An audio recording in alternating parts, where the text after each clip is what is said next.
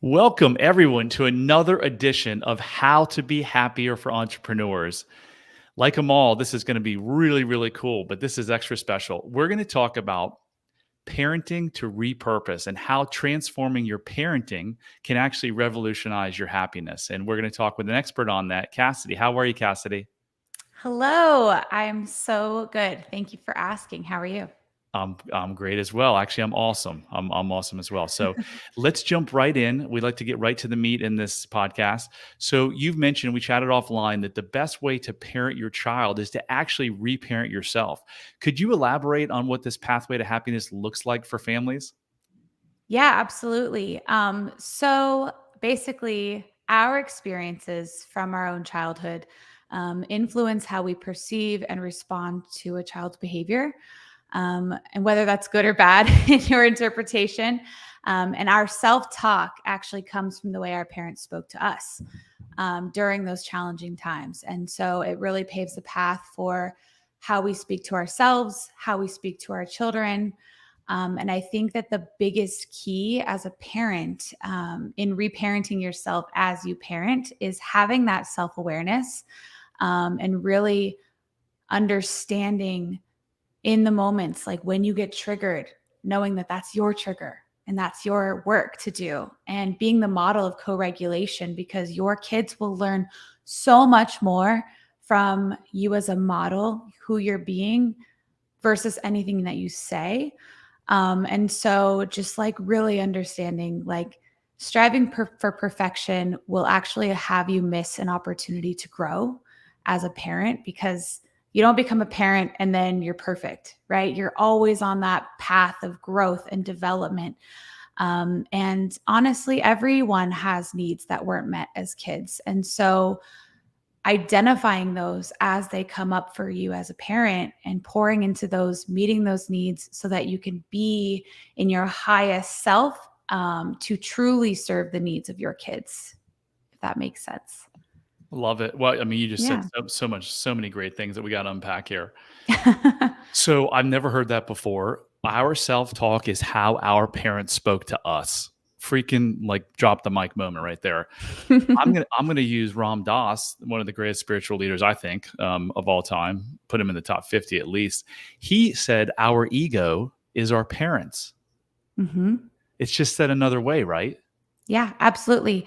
It's anything that you label your kid will become the way that they label themselves, and it will become their own self-identification, really. And so it's really important to be super intentional with the words that you use with your kids.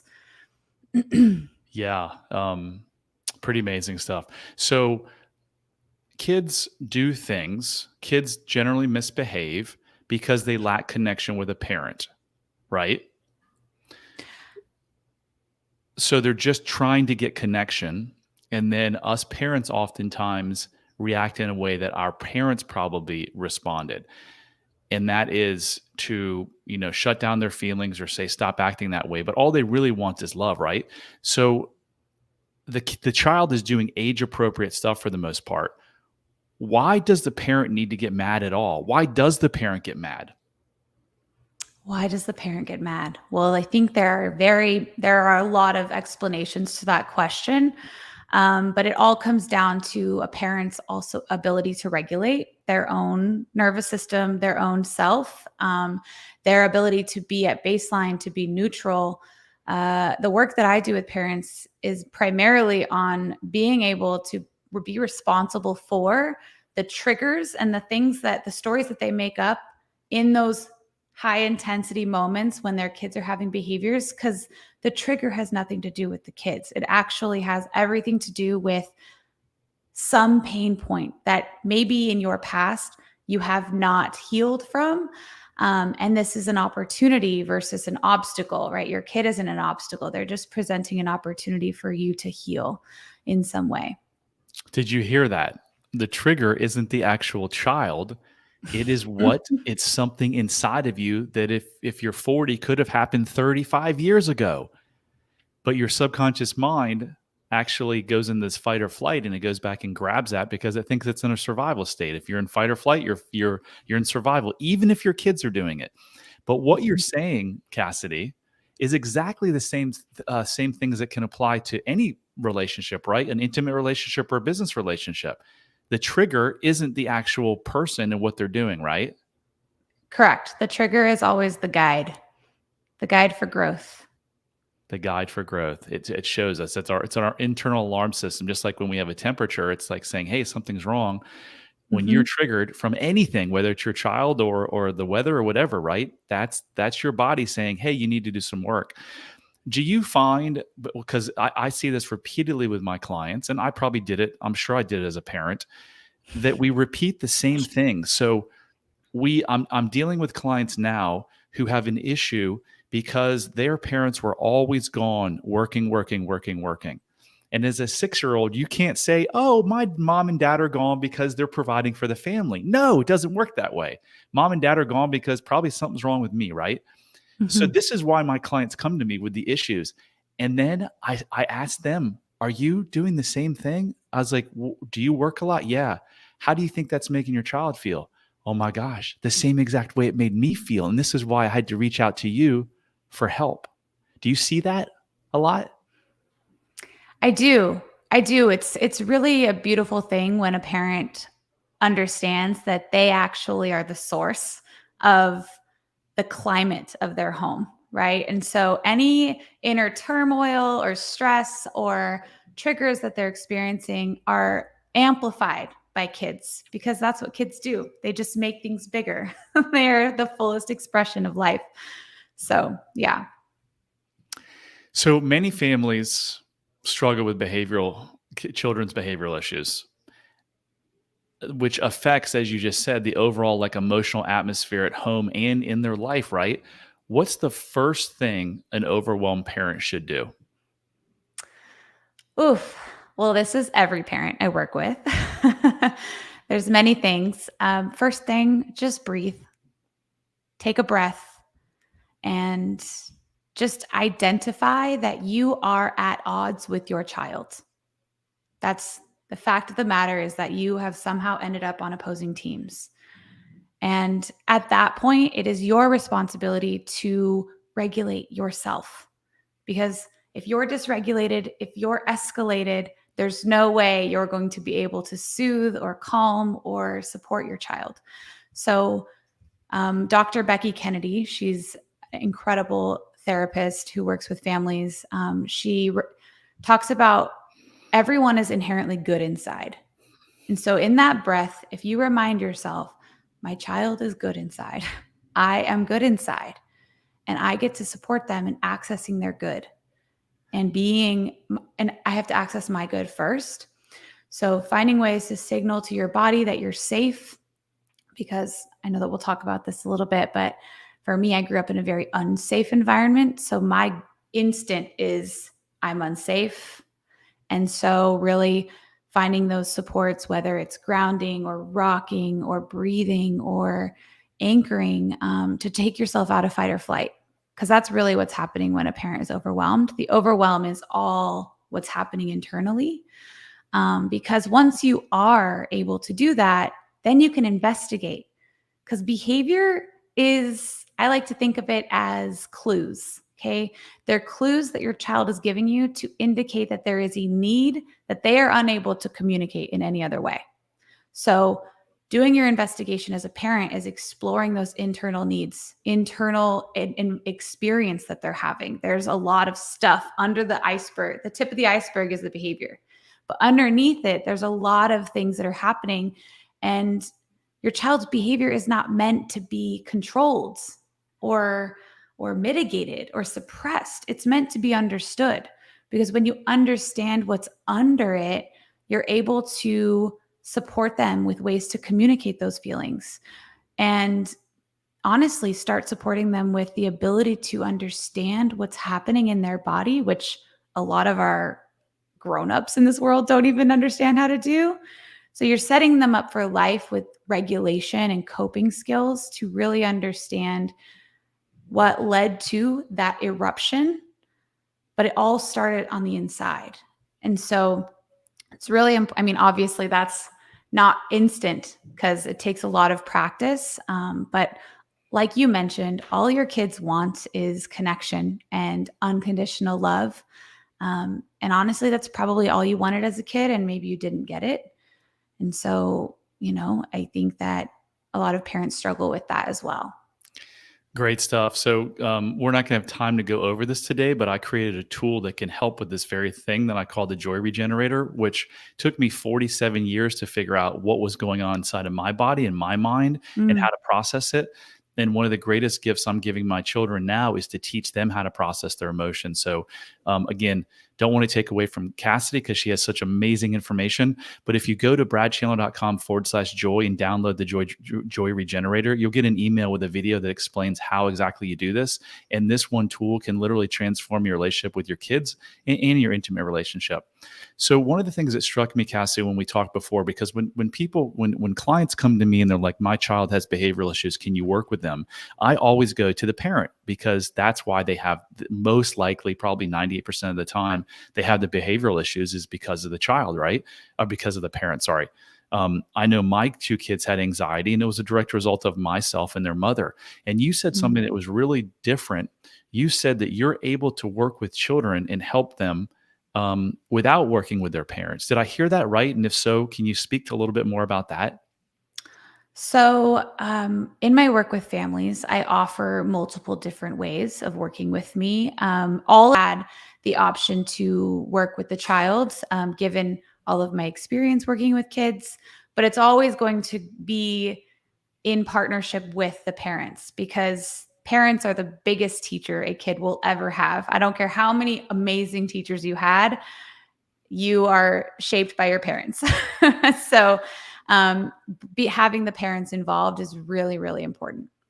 Okay. Okay. Yeah. So you mentioned your childhood. It was unpredictable. It was unsafe. And since then, you've devoted your life to helping kids who need extra care. Tell us about your personal story and how it shaped this unique approach to finding, family happiness. Yeah, I love it. I love that I'm able to talk about my story now in such an empowering way because it really feels like a pain to purpose kind of scenario. And when I was a kid, it was really chaotic. I remember it being loud all the time. It was really unpredictable. I felt unsafe mainly because my parents were they did their best. I know they did their best. They all do. But there was just so much stress and pain and hurt, and they were arguing all the time. And it was just constant, it was like a war zone, right? And so I grew up in that panic. Like I felt like, and I did this work as an adult, realizing that I was living in constant fight or flight. So I was just always hyper vigilant and ensuring that, I didn't rock the boat. I didn't poke the bear, which had me end up as a big people pleaser as an adult. But I think that as an adult, I've always known that I get to be an advocate for kids because I didn't have one. And I started working with special education because it was a very vulnerable group of kids. And I was faced with a lot of behaviors. Um, and I was also interesting to hear the way that people talked about behaviors, society, other teachers. And at the at the end of the day, I just saw my kids and I just saw behind the behavior was a kid, just a typical kid, just like everyone else who didn't have the tools to communicate, who didn't have the cognitive skills to process those emotions. And so I just really started working with parents through that to support them at home. And at the same time, I was diving into personal development and emotional intelligence. And I was like, why aren't we teaching this to families and to kids? This is so missing, like from all curriculum everywhere, unless you seek it out. Because I had to do so much healing to rewire my brain to understand that danger was not omnipresent. Like it wasn't just looming over me all the time. And I'm like, wow, how many people have spent so much of their adult life healing from their childhood? And if I can support families in creating an environment that is harmonious and connected and loving and safe, like how much energy that would save those kids when they grow up in being resilient and responsible and powerful. And so it really has been just the most fulfilling thing I could be doing to serve my inner child, to serve my purpose, and to serve families at large. I love it. That's so awesome. So you said that you were able to see the kid behind the behavior, right? What was the Mhm. one thing that kid wanted more than anything? Mm. Acceptance. Because I worked with kids that were labeled as unteachable. I actually got that on an IEP once. This kid is unteachable. And it Wow. just rocked me because I'm like, you're a teacher. That's your job. Right. And the more they are labeled with the inability to connect, the inability to do, that's all they're receiving, right? That's all they're receiving is the suppression, the rejection. And of course they're going to lash out even more. They're angry, they're hurt. And so really creating an environment where I met them where they are and loved them where they are, it let all those walls come down. Like I potty trained a 7-year-old, it was Wow. like the first time their parents were like, wow, somebody gets her and they want her to win. So it was a really, really powerful time in my life for sure. And it gave me a lot of perspective. So you initially said acceptance and then you threw in love. That's what I was thinking, love. That Mhm. child, all they want is love. It's the same thing that adults want, right? They Yeah. want to be loved. And as a child can't give himself love. It's impossible. They need an adult or they would die. As Yeah. an adult, though, you don't need another adult to give you love. You get the love from yourself. And when you can find that love inside yourself, because it's there, then you can start parenting your child, to a point where they are feeling safe. Because if that child grows up not feeling safe, and so many people do, how does it manifest, Cassidy, in adults? Like you mentioned it, you were in constant fight or flight. So how does that manifest? How does being in constant fight or flight or how did it in your life? Yeah, I struggled to maintain relationships because I felt unworthy of love. I felt unworthy of real connection, true connection. I felt unworthy of being seen. There was a big fear that I would be abandoned Mm, or not enough if I was actually fully exposed. I, dated all the wrong guys. I hung out with all the wrong people.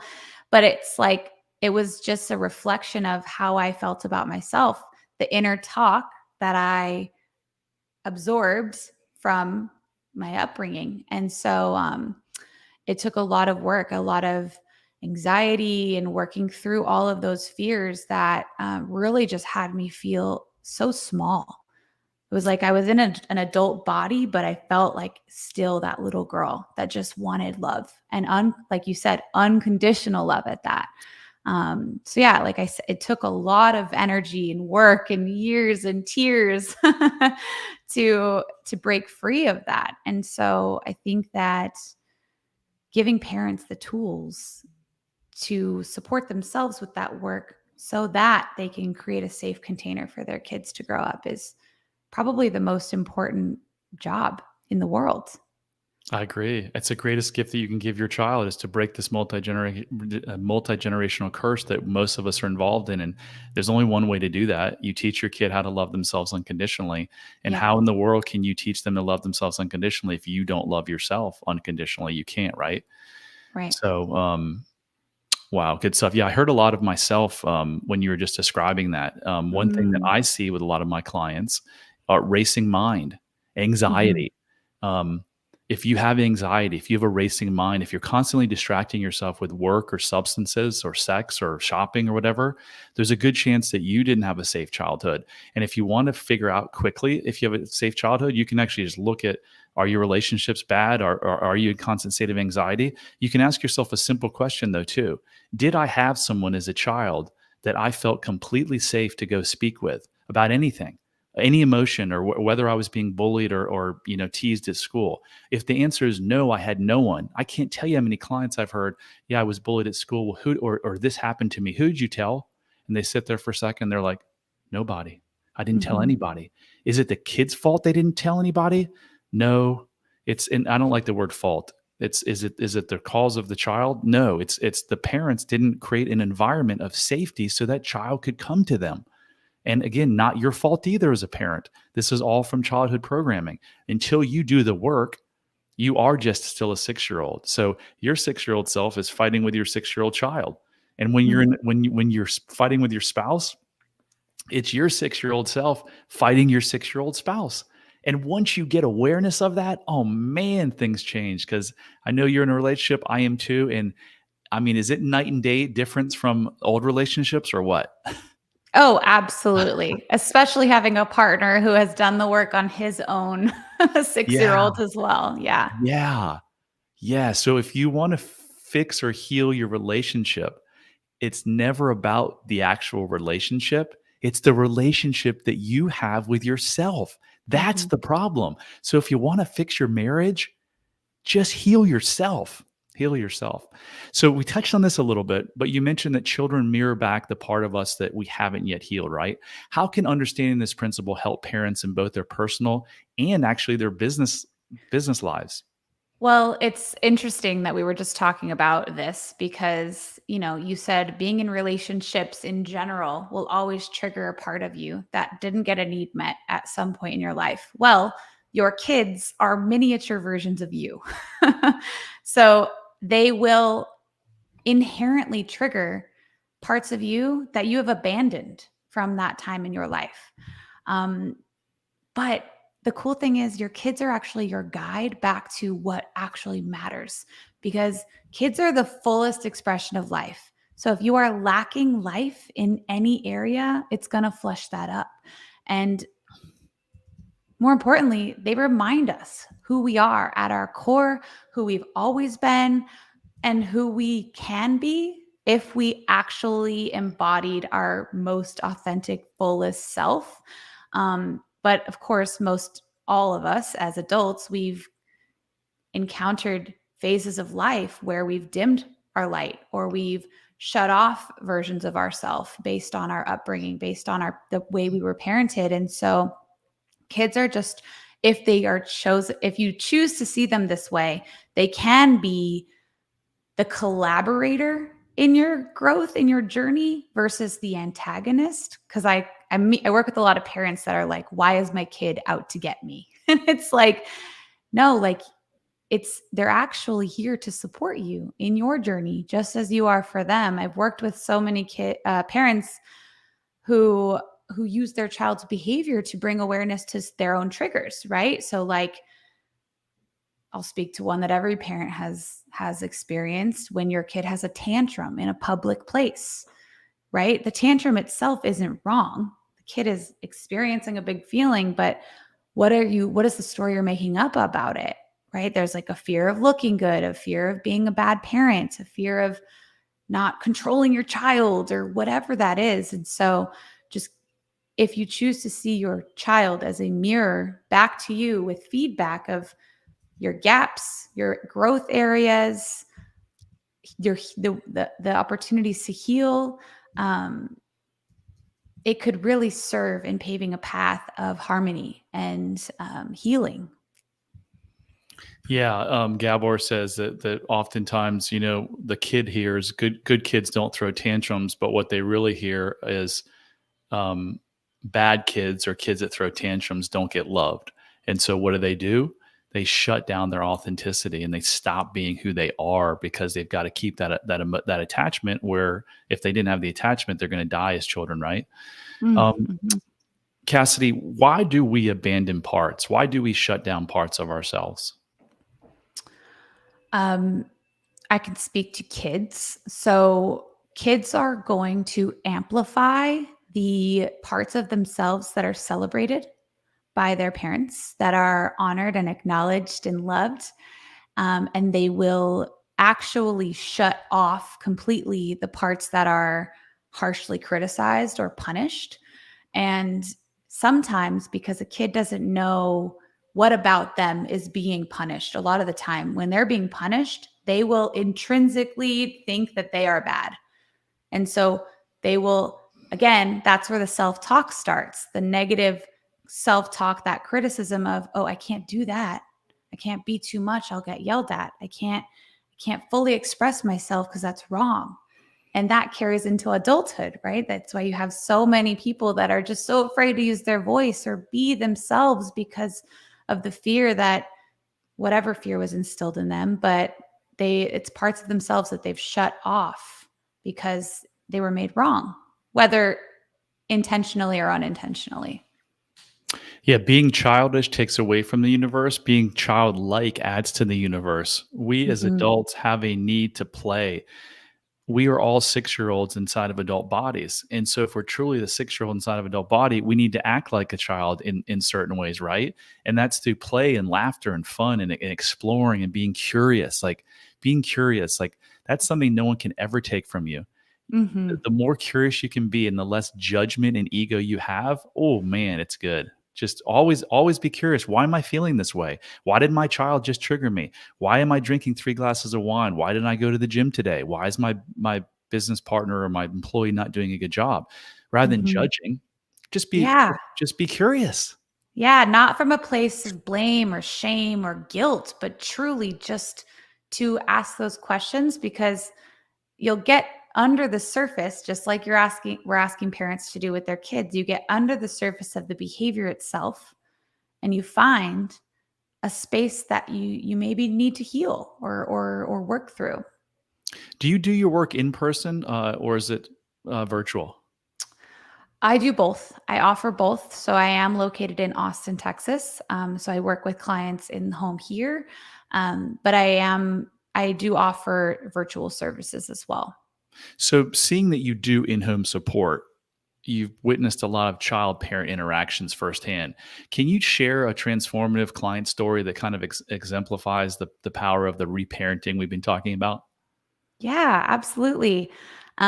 So quite recently, actually, I was consulting with a family who their child just, it seemingly overnight started to develop these big behaviors that were undesirable. Of course, there was the obvious not listening, the hitting, the pushing, and they were just very much not characteristic of this child. And so I sat with them and we dissected the behavior itself, but we also dove into what the parents' interpretation of the behavior was.